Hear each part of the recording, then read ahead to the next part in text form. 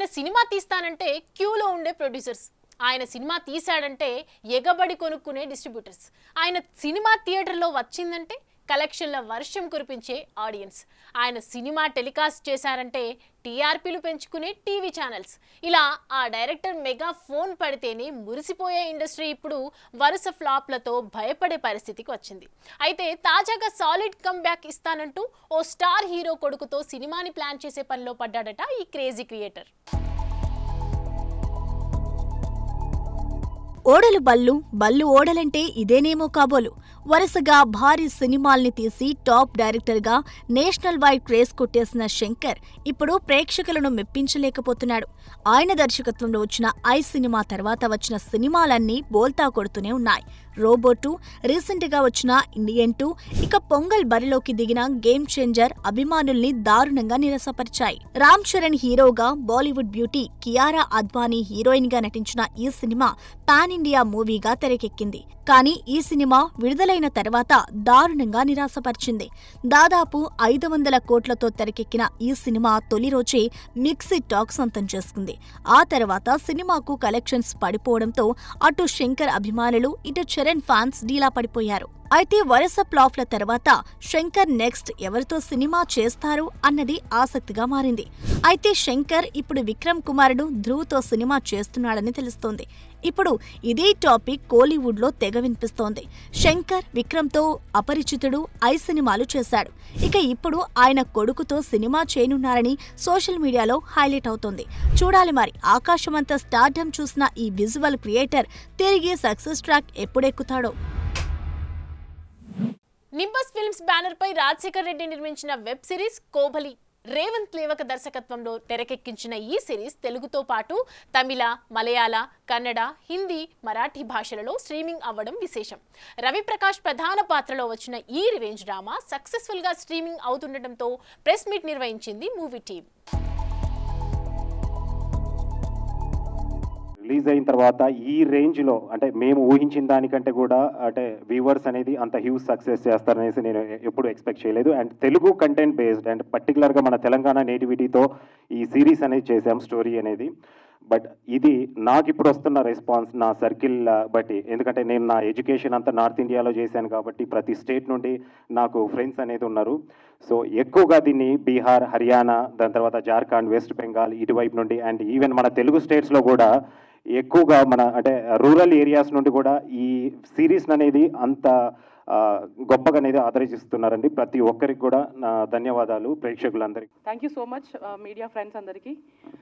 I would like to thank each and every person who worked for Kobali, Director Revanth, Ravi Prakash garu, Venkat garu, Rocky Singh, and producer support చేసినందుకు తిరుపతి శ్రీనివాసరావు గారు, రాజశేఖర్ రెడ్డి గారు, and each and every technician who worked for this Kobali.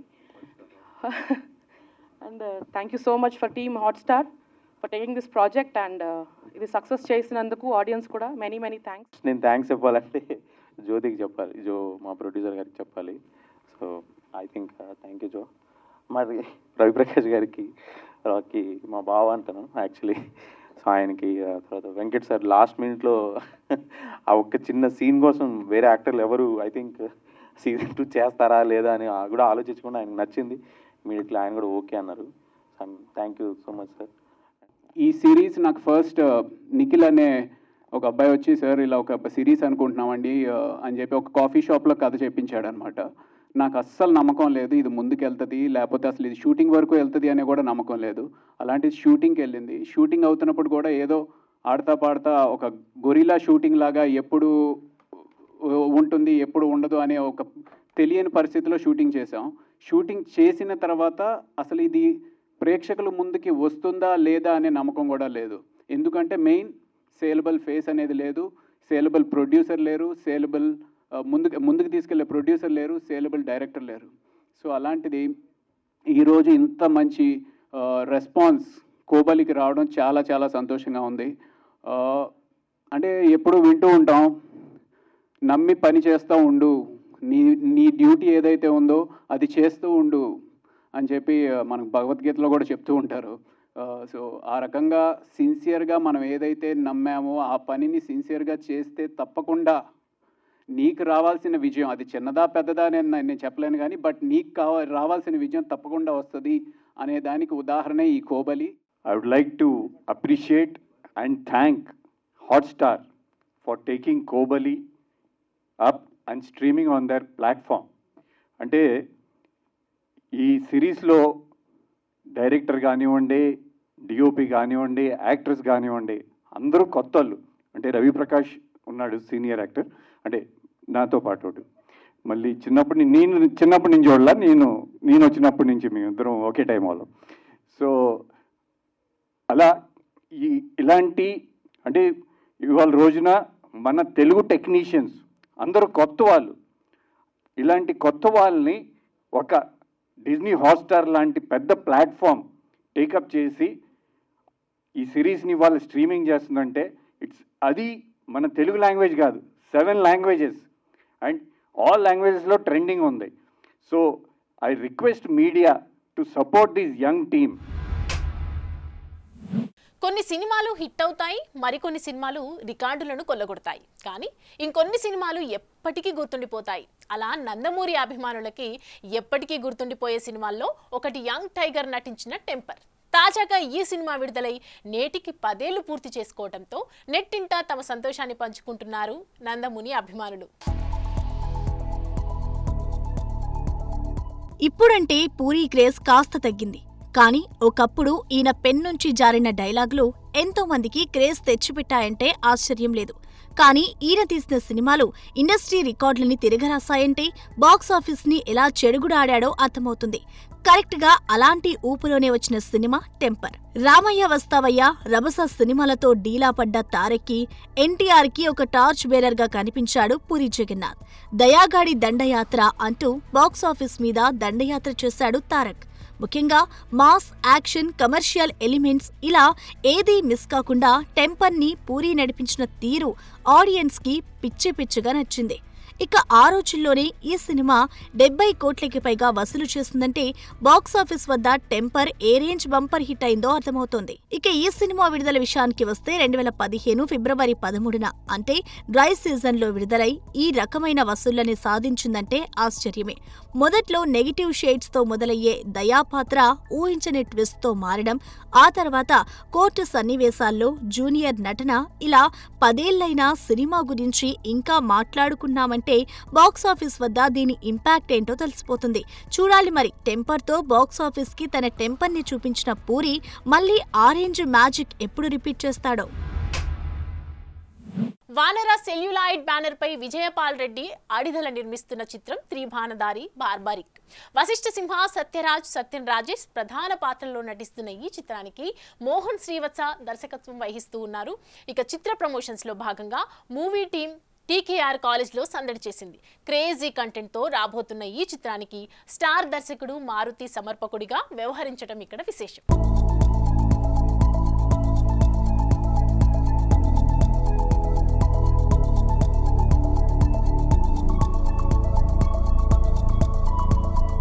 అందరూ encourage చేస్తున్నారు ఈ మధ్య కాలంలో. So కాబట్టి మీరందరూ కంటెంట్ ఫిలిం చూడాలనుకుంటే మాత్రం బార్బరిక్ ఫిలిం చూడాల్సిందే. నేనైతే ఛాలెంజ్ చేసి చెప్తున్నాను. సో బ్యూటిఫుల్, మంచి కంటెంట్ ఉన్న ఫిల్మ్ ఇది. ఒకసారి అందరూ గట్టిగా చప్పట్లతో ఇన్ఫ్యూషన్ బ్యాండ్ ఒకసారి కనెక్ట్ చేద్దాం. So beautiful. ఈరోజు హీరోస్ ఇన్ఫ్యూషన్ బ్యాండ్, ఒకసారి బ్యాండ్ అంతా రావాలి ప్లీజ్ ప్లీజ్. నిన్న మొన్న నా తీరులే, అసలు బ్యూటిఫుల్ మెలడీ నంబర్. కేసీ గారు ఒక్క మాట మ్యూజిక్ గురించి. Thank you. Hello TKR. First of all very very good afternoon అందరికి. వెరీ హ్యాపీ ఇక్కడ మీ మధ్యలో ఈ రోజు మా సాంగ్ లాంచ్ అయినందుకు. పాట నచ్చిందా?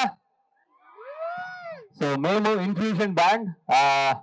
First of all let me thank Vanara Celluloid for giving us this great opportunity. ఇది మా ఫస్ట్ మూవీ, మా ఇన్ఫ్యూషన్ బ్యాండ్ కి మ్యూజిక్ చేయడం ఇది మా first movie. And Vanara Celluloid banner లో రావడం చాలా చాలా హ్యాపీగా ఉంది. And at the same time also let me thank director Mohan గారు, బికాస్ మోహన్ గారు వల్లే మాకు ఈ మంచి ప్రాజెక్ట్ రావడం జరిగింది. And really very happy about that. మీరందరూ మాతో కలిసి పాడడానికి రెడీయా? సూపర్. ఏమవుతున్నదో నా గుండెలో ఉండుండి ఈ రోజులా ఏం దాచుంచావో ఆ కళ్ళలో నీలా ఈ సంగతే నచ్చింది చాలా ఈ హాయినే నవ్వాలిలా ఈ హాయినే నవ్వాలంటే ఎలా నీ వల్లే ఈ మాయే నీ వల్లే కళ్ళేను కళ్ళేలాలే నీ వల్లే. మైత్రి మూవీ మేకర్స్ బ్యానర్స్ పై నవీన్ ఎర్నేని మరియు వై రవిశంకర్ నిర్మిస్తున్న చిత్రం robin hood.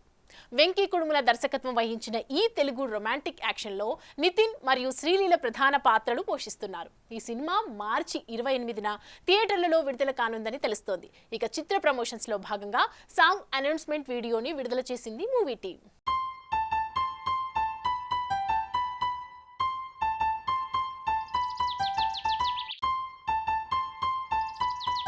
Bro second song ఏం చేద్దాం?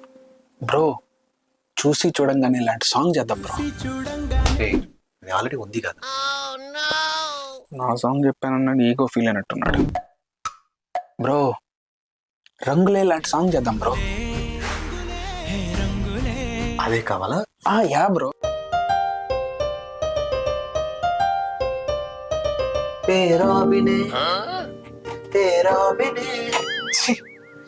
ఏదైనా కొత్త ఐడియా చెప్పు బ్రో. 1 minute అన్నా. హాయ్ డార్లింగ్, ఏం చేస్తున్నావు? ఏం లేదన్నా, నేను జీవి బ్రో సెకండ్ సాంగ్ గురించి డిస్కస్ చేస్తున్నాం. ఈ సాంగ్తో మన పబ్లిసిటీ ఫుల్ బూస్ట్ అయిపోవాలి. బూస్టా? షూర్ అన్నా. మీరేం చేస్తున్నారు? ఏం లేదు డార్లింగ్, ఇవాళ జిమ్లో legs day, so full tired. టైర్డా? ఏంటన్నా మీ ప్లాన్? సూటిగా సుత్తి లేకుండా సాంగ్ తీసుకొని రా, అదే ప్లాన్. బాయ్. సూటిగా సుత్తి లేకుండా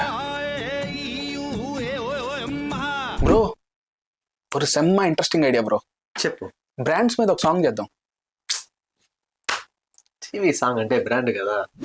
ఈ బ్రాండ్ ఓకే బ్రో, వేరే బ్రాండ్స్ వాటి ట్యాగ్ లైన్స్ మీద ఒక సాంగ్ చేద్దాం. గుచ్చేసావు బ్రో. నటుడు బ్రహ్మాజీ ప్రధాన పాత్ర పోషించిన చిత్రం బాపు. ఏ ఫాదర్ సూసైడ్ స్టోరీ అనే క్యాప్షన్తో వస్తున్న ఈ సినిమాలో బలగం సుధాకర్ రెడ్డి, ఆమని, అవసరాల శ్రీనివాస్, ధన్య బాలకృష్ణ కీలక పాత్రలు పోషించారు.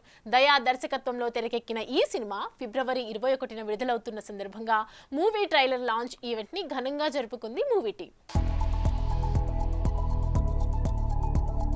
సో ఇలాంటి ఇందాకే బ్రహ్మాజీ గారిని అడిగా, సార్ ఎందుకు సార్ మీకు ఇలా అనిపించింది ఇలాంటి సినిమా చేయాలని అంటే, నా ఇమేజ్ మార్చుకుందాం అనుకుంటున్నాను అని నాతో అన్నారు ఇందాక. సో సార్ డెఫినెట్గా మీ ఇమేజ్ దీంతో 100% మారుతుంది. అండ్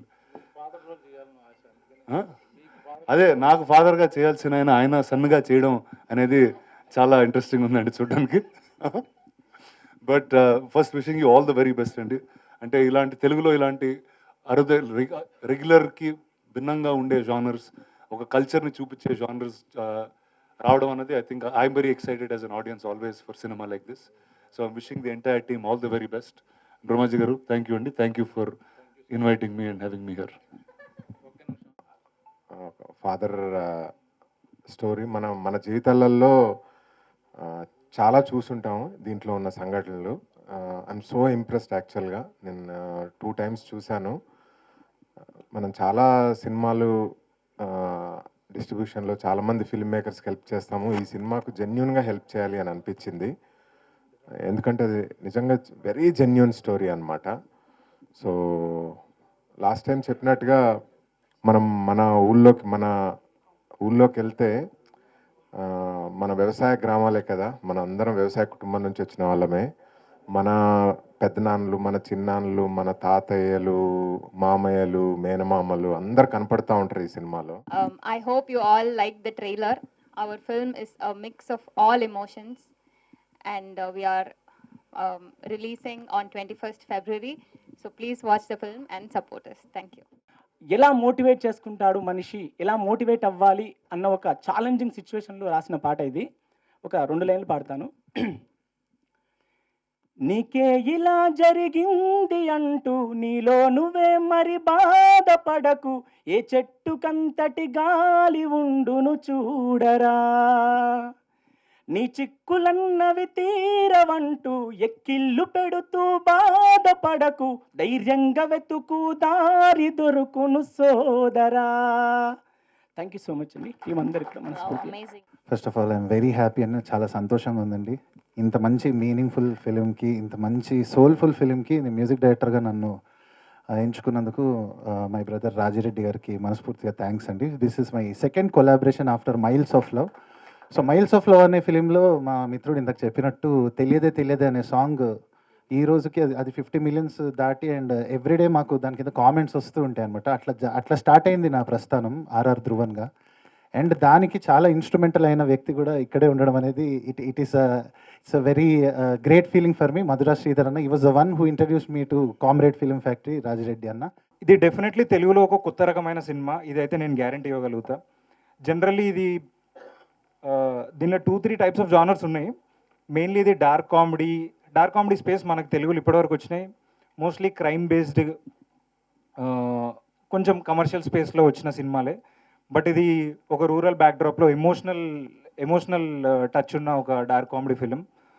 సో ఆడియన్స్కి అందరికీ ఒకటే రిక్వెస్ట్ ఏంటంటే మా టీజర్లు, మా ట్రైలరు, మా సాంగ్స్ అన్నీ చూడండి, చూసి నచ్చితే సినిమాకి వెళ్ళండి. ట్రైలర్ చూస్తే కూడా మనకి ఫస్ట్ టైం వర్షం పడ్డప్పుడు ఒక మట్టి స్మెల్ వస్తుంది కదా, నాకు అంత స్వచ్ఛంగా అనిపించింది.